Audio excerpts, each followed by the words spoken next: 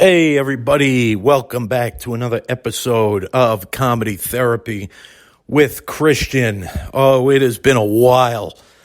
I'm sorry, there's no intro music or anything. I'm roughing it for these past couple weeks. I'm roughing it. I'm up here in New York, the island of all islands, the longest of islands. And it's quite the place. Let me get off the bat by apologizing for no episodes the last couple weeks, because this is literally the first amount of time I've had to myself. And the podcast really wouldn't be the podcast if I wasn't, sitting back and rambling my own thoughts. But here I am to do a quick little episode today on this Thursday, January 2nd, 2020. It's a new year. New me, it's a new year, and I'm so happy. It's new me, new year. Yeah, all that crap. So, that happened. The people watching the ball drop on New Year's Eve has got to be the dumbest fucking thing on the face of the earth. Everybody gathers in a circle to watch the same fucking ball drop from the same fucking building every year. At least change up the building, make it interesting. But no, they get the same crap performers. They get the same blah, blah, blah. Ryan Seacrest is trying to be Dick Clark. Yeah, oh, God, I don't even know. I was in the store the other day, ShopRite. That's a New York thing, I think. Although ShopRite's all over. We don't have it in D.C. is what I'm thinking about. But I was in ShopRite, and this woman's like, I don't even watch the ball drop anymore. I'm like, this woman's smart. She's speaking the same language as me. All right. And then she has to top it off with this. I'm just so afraid that the ball is going to fall down, and it's going to kill people. And I said, okay, have a nice day. I'm going to take my groceries and get the fuck out of here now. Really? That's what you're worried about? Like, I'm sorry, it sounds terrible, but of all the things that could go wrong, you're worried about the ball falling down? I think that thing's made of plastic. You heard it here first, folks. That's my conspiracy theory. The ball, the New Year's Eve ball, is made out of plastic. And everybody's like, oh, let's watch the ball. Ryan Seacrest is going to be with us. It's like the Thanksgiving parade. Nobody cares. Nobody cares, okay? Nobody cares on the Thanksgiving parade that you're twirling, 8 lollipops on your left arm. Nobody cares on New Year's Eve that you're lip syncing throughout your entire set. Mariah Carey. I actually watched only like 5 minutes. Just watch the countdown, because everybody tunes in like you need them to guide you in the countdown. You don't. First of all, there's going to be a delay because it's television. So I got news for you people. I've worked in television. Delay is a real thing. It's a real fucking thing. So if you think that the time that Ryan Seacrest clocks in the new year, that you're clocking in the new year at the same exact second, and in some weird, twisted way, you're connected to him, I got news for you. It's not true. It's just not true. There's a delay. And second of all, I can count down in my own house. I have a watch. I have a clock. I don't need to tune in to Ryan Dickhead Seacrest to tell me what time it is, and to tell me that it's a new year. That is the worst way to start off a new year. Everybody talks about, oh, what a way to kick off the year, what a way to do this, what a way to do that. It's so nice. No. Ryan Seacrest can get the hell out of here. All right? It's not a good way to kick off the new year. My perfect way of kicking off the new year would be sitting on my couch watching a film that I enjoy. Whatever film that may be. I don't know. Or maybe a television show. I don't know. Or maybe recording a podcast. Oh, God, it feels good to be recording a podcast. I'm sitting in a recliner now, so I might I might fall asleep during this episode here. I'm here with my dog. Shorty is his name. He's a puggle. I don't know if I've ever talked about him. He's a puggle, half pug, half beagle. He's real cute. He's 7 years old. He's having a midlife crisis. But he's cool. He's laying on his new bed he got for Christmas. He's just chilling. He likes to lay in the sun. So if you hear any barking during this, he likes to get up and bark. He's very loud. It could sometimes sound like a screech, like it's a fucking pterodactyl or something. So if you hear that, I apologize. He's just being a dog. But yeah, I'm sitting here chilling with Shorty. And oh my Lord, so many things have happened over the last couple weeks. Oh boy. So where did we leave off? I mean, last episode I did was 2 weeks ago today. That was that was the 19th, I want to say, of December. Yeah, because I saw Star Wars that night. Oh boy. Yeah, folks, I'm still going to try and do a separate episode. I'll give you a little brief thoughts on it at the end, but here are my thoughts real quickly. I didn't like the movie. Didn't like it. We're leaving it at that. So yeah, then I came home, had the worst traffic nightmare possible because I drove home on a Friday and I couldn't wake up early and leave because I had Star Wars the night before and I had a 10 o'clock showing, so I wasn't in bed until 1 or 2, so I couldn't leave at 8 or 9 because I'm very serious about getting 8 hours of sleep before I drive. It's like pilots before they fly. You got to have a certain amount of time that you're not in the air or a certain amount of time, whatever the rule is. I like to give myself at least 8 hours to sleep before I make a long drive because it's about 270 miles in between. And all the while, I'm trying to make this concert that I'm supposed to go to with my mother when we get back here. Trans-Siberian Orchestra. Great show. Check them out. I've seen them. That was my third time seeing them. They're cool. They're real cool. I liked them. It's a great show. Then after that, we had all the holiday fiascos, shenanigans. What say you? We always host Christmas Eve, so it was good. Christmas Eve, we had a bunch of people over. Had some great food. I was stuffed. It was awesome. Christmas Eve is an Italian family. That's really when Christmas is. Christmas Eve.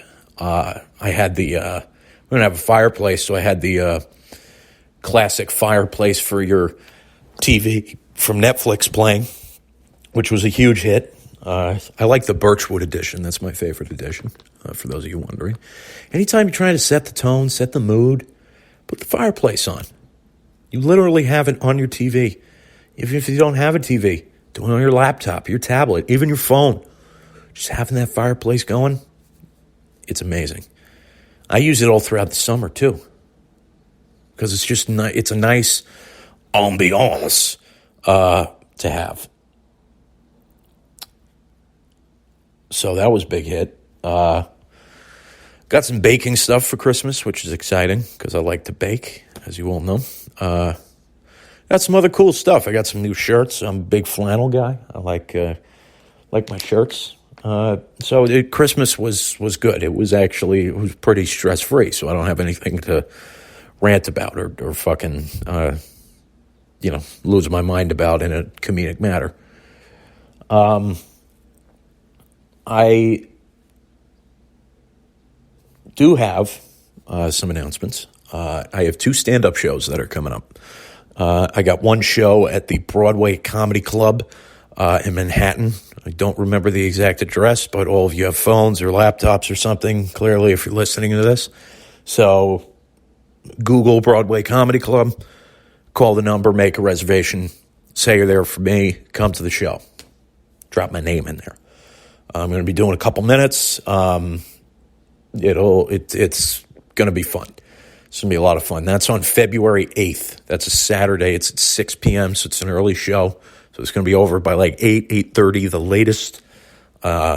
This way you could still do your Saturday night shenanigans, have some good time in the city. If you're in the New York area, come by, come check it out.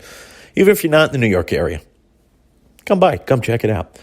If you're in the D.C. area, I'm going to be doing a show on Saturday, January 18th at Positano's. It is a restaurant slash performance venue. They do have a showroom, so I'm going to be in the showroom there doing a couple minutes. Come down and check it out.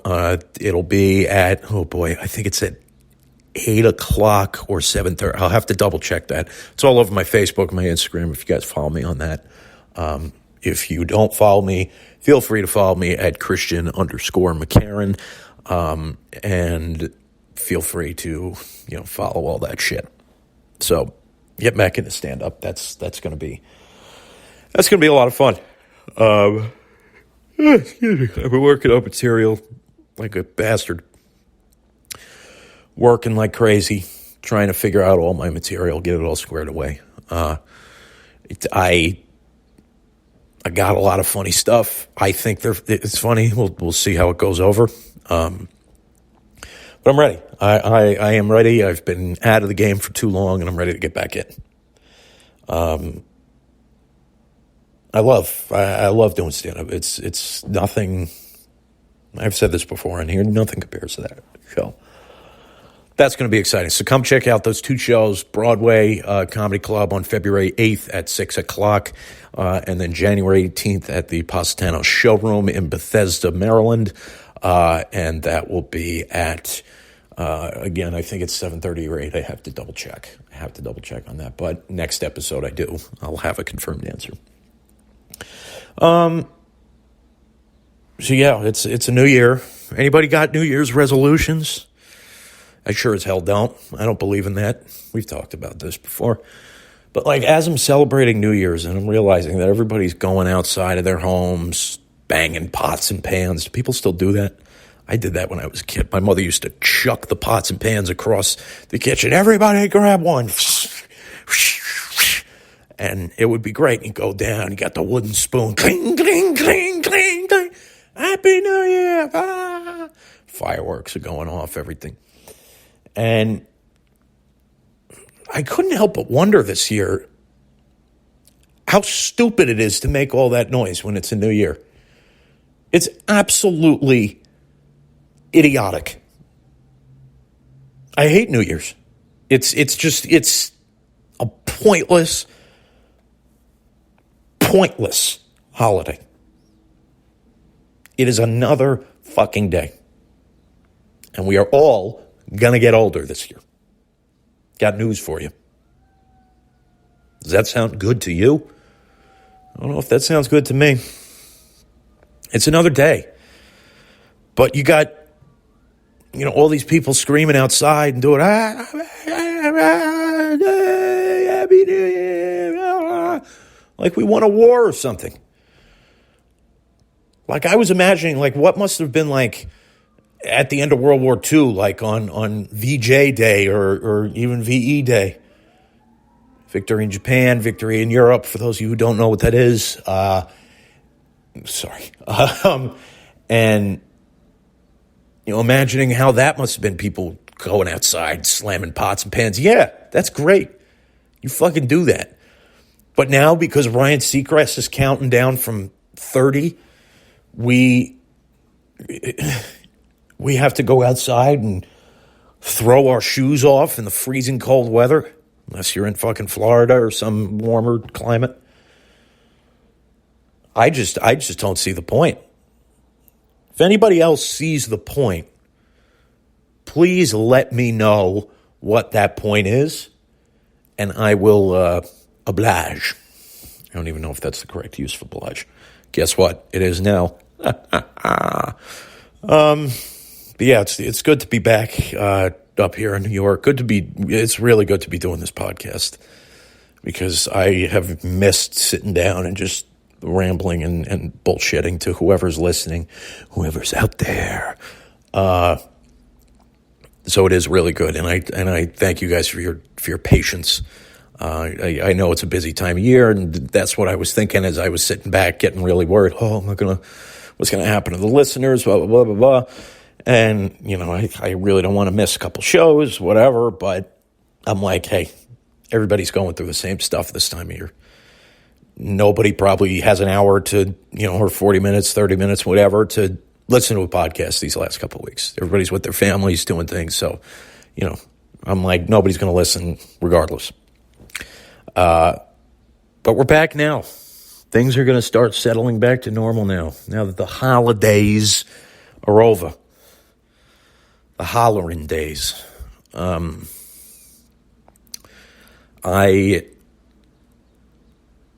had a good holiday season. It went really fast. It goes faster every fucking year, I swear. I love the holidays, but I am happy they're over because, it does get kind of hectic. The roads are a mess. Everybody's out doing the same thing. Everybody's trying to do the same thing. Last minute shopping. You got to worry about what you're getting for this person, that person. And now it's all over. It's all over. Everybody can go back to their normal lives. Everybody can do their thing. Hey, I told you guys I was doing this. I went to the neurologist last week ago today, actually, because I got this tremor thing that I've lived with my whole life. And I didn't go because it's like a real serious issue that needs to be addressed. I went because I fucking had it, and I don't want to deal with it anymore. Like, that's really why I went. And it's when they bring in the nurse or the practitioner, whoever brings you in first to the room, says, okay, you can have a seat up on the table, like any other doctor's office, no windows, of course. Okay, get up on the table and take your shoes and socks off. And the doctor will be right in. And I'm like, whoa, excuse me? Take my shoes and socks off in a doctor's office? First of all, that's disgusting. Second of all, that's disgusting. And third of all, that's fucking disgusting. Take my shoes and socks off. I got to meet this doctor who is light years smarter than I am, and that I'm already intimidated by because of their intelligence, that I have to meet this doctor with my bare feet exposed. What are they going to make me do? Dance and prance around? Oh, God. So I'm sitting there. I'm like, fine, I'll take the shoes and the socks off. Didn't smell that great. I got news for you people. My feet don't smell horrible. My feet smell like a normal feet stench, as any feet have a stench. It had a stench. It wasn't quite a room-filling stench, though. It was more of a, centralized to the area of the shoe. If you're within a couple centimeters of the shoe, then you'll probably smell it. But it wasn't quite filling up this whole room that had no windows. Excuse me. So I'm sitting there, waiting for this doctor to come in. She comes in, she's really nice, and she's like, okay, this seems like everything is adding up to you having essential tremor. I'm like, I'm glad we established that because we put that together before we came here. She's like, I want to do a couple things. I do want to take an MRI brain scan at the least, just to rule out anything, bad. She's like, I don't really think that there is anything going on up there, but we have to do that. Then she says, I'm going to send you for some blood work. Great. Have we done any of those things by now? Nope. It's been a week. I haven't done it. See, I couldn't even take time to take care of myself this week. I was running around like crazy. Never mind do the podcast, So I went back and forth on the MRI, and my mother is terrifying me about the MRI. She's like, Christian, it's really bad. I ran out of it. I'm so claustrophobic. I ran out of it. And they keep asking me as they're trying to schedule the MRI, and I told them I didn't want to schedule it yet. I'm going to, because I had no idea what this week was going to look like. And I told them I'll call you guys in a day or two, and we'll figure out when we're going to do the MRI. And then the blood work, I just go to a lab anywhere and do the blood work. Hand them the form, bippity boppity boopity. So, when they're asking you about the MRI, they must have asked me, I think I counted 7 times, and this was between 2 people. 7 times they asked me, are you claustrophobic? And I'm like, no. And that's true. I'm really not claustrophobic. The elevators don't freak me out. I'm not, I'm fine in rooms with no windows for a long time. Solitary confinement. I'd probably thrive in that fucking environment. My mother really freaks out with claustrophobia, which is why she was telling me that she's pretty much run out of every MRI she's ever been in. She's like, they lock your head in a cage. And I'm like, no, I'm not claustrophobic. But what if I said that I was? If I looked you in the eye and said, yes, I'm fucking claustrophobic. I'm the most claustrophobic person you're ever going to meet. What are they going to do then? They're going to not give the MRI? They're going to give me the one they put fat people in? I don't know. That's not fat shaming, all you people. All right? If people are fat, they're fat. What the hell are you going to do? Are you claustrophobic? No. Unbelievable. What are they going to do if I'm not? Or if I am claustrophobic, what are they going to do? Rather. Oh, boy. So that was this week. I still got to get that blood work done. I'm going back to Washington, oh boy, Saturday, 2 days from now. So I pretty much have today and tomorrow to do this. So, maybe I could go tomorrow. Maybe I'll do it tomorrow. I've never done good with blood. I never pass out. I always come very close to passing out, but I never do. And they always say that the sign that you can, that you know that you're past that point where you're going to pass out is when you start sweating. You go into like cold sweats. If you're sweating, you're fine. You're not going to pass out. You're past it. But I always get like the dizziness. I don't know. I never look at it. It's a feeling. It's a thing. And I always come very close. I've been in the ER a couple times where they've had to take blood. And that's different because you're laying down. I mean, I found it different when you're laying down, but when I'm sitting up in the chair and there's all this, sweat going around, oh God, it's disgusting. And they're probably going to need a lot of vials for this. I believe she ordered like 12 tests, so they're going to need a lot of blood to determine all those tests. So I'm just trying to mentally prepare myself for that, I think. I've never done good with blood. Needles, shots I'm fine with because shots, it's, in the shoulder, 1, 2, 3, boom, you're done. Quick prick, ding, out. And then, but with giving blood, they got to stick it in your arm, then they got to hold it there, then you can feel the blood coming out, you can feel them taking it, and they're filling up their vials, and it's flowing. It's just disgusting. And I freak out. I had a nurse sit on me when I was like 4 years old, so I think that traumatized me because I almost ran out in the middle of a main runway when I was little in the pediatrician's office. Dr. Fred, I believe his name was. Then the nurse in there had to sit on me and administer like blood work or, administer the shot or whatever I was getting. So that kind of gave me this fear of like, blood work. I think it's one of those subconscious things, like how I can't drink coffee. And I was talking to my mother about this the other day, that because I try coffee probably every month. I try it to see if I like it. And I don't. It's just disgusting to me. I taste the beans, and the beans are the worst tasting things in the world to me. And this past week, I think I remembered why, because my mother had made me smell coffee beans this one time. And I either nearly threw up or I threw up from it, but I remember feeling incredibly sick. And that was from a very young age. And I think I've just never been able to smell that smell or taste that taste or whatever ever again. So I'm like, A little traumatized. My mother had orange juice poured over her head when she was little as a punishment from my grandmother. And since then, she has never been able to drink orange juice. Ever. I love orange juice. I love my OJ. She's never been able to do it. God. Sorry if I'm just kind of rambling. I'm just trying to get back into the swing of this.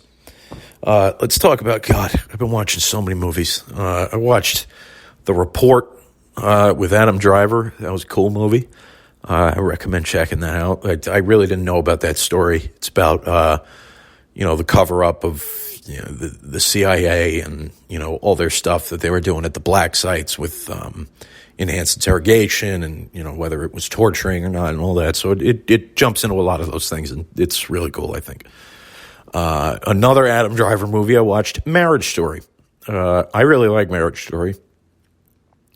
I think it could definitely be an Oscar contender. I felt the way that it was filmed, I was in it with them. The way that the story was told, I felt that I was in it with them. Now, I don't know if I had an inherent connection to the movie because my parents are divorced, and that's why I immediately connected with that. But I don't know if I'd be coming at it from a different... My mother watched it. She didn't really like it that much. She thought the performances were really good, but the movie itself she felt was kind of meh.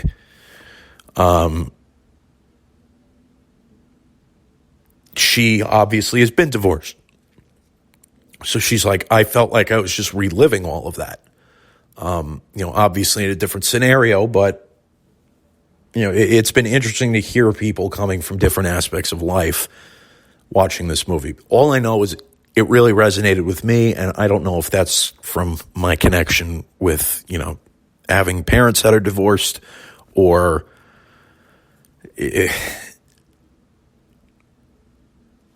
I don't know. I'll talk about it in my next therapy session. I know this is kind of therapy, comedy therapy, but whatever.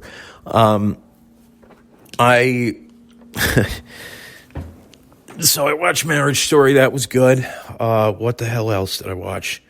Oh boy. The Two Popes. It's another movie that's on Netflix. These were all streaming movies, by the way. The Report, Marriage Story. The Report was an Amazon Prime movie. Marriage Story, Netflix movie. Two Popes, Netflix movie. And Two Popes was really good. The way it's filmed is really wonky and weird. Like, it's almost filmed like an action movie.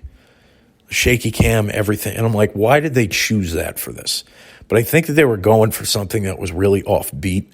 I don't know how much of that story was a true story. It was entertaining to watch. It was very, very entertaining.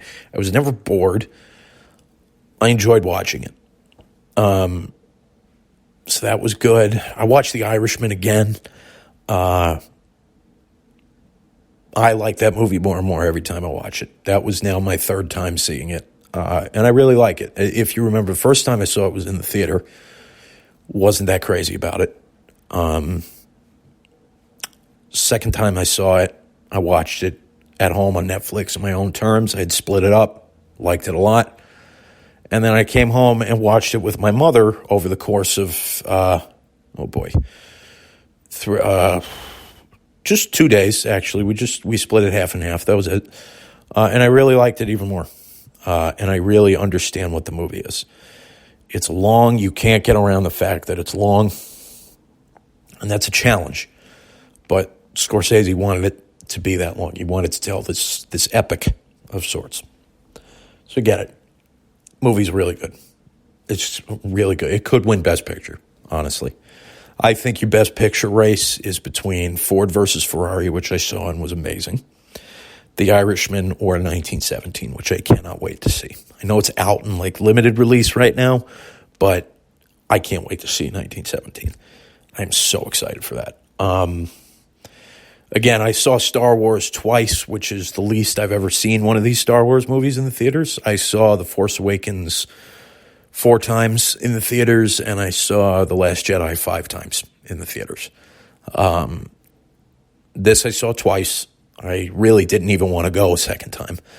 But my dad had asked me if I wanted to go see it with him and my brother. And as I mentioned on previous episodes, Star Wars has always been something my father and I have bonded over. And so it was good to watch it with him.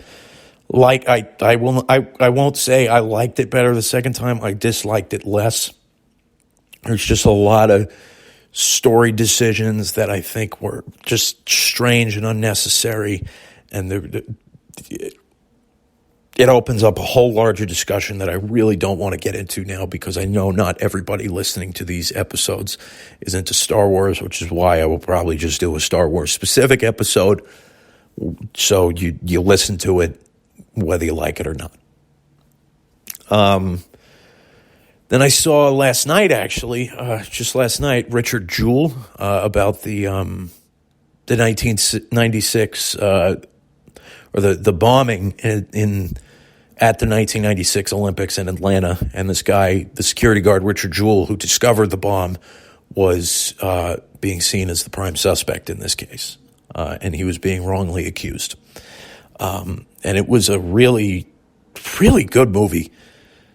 I really enjoyed it, actually. The more I think about it, the more I realize, it's Clint Eastwood. The guy's a great director.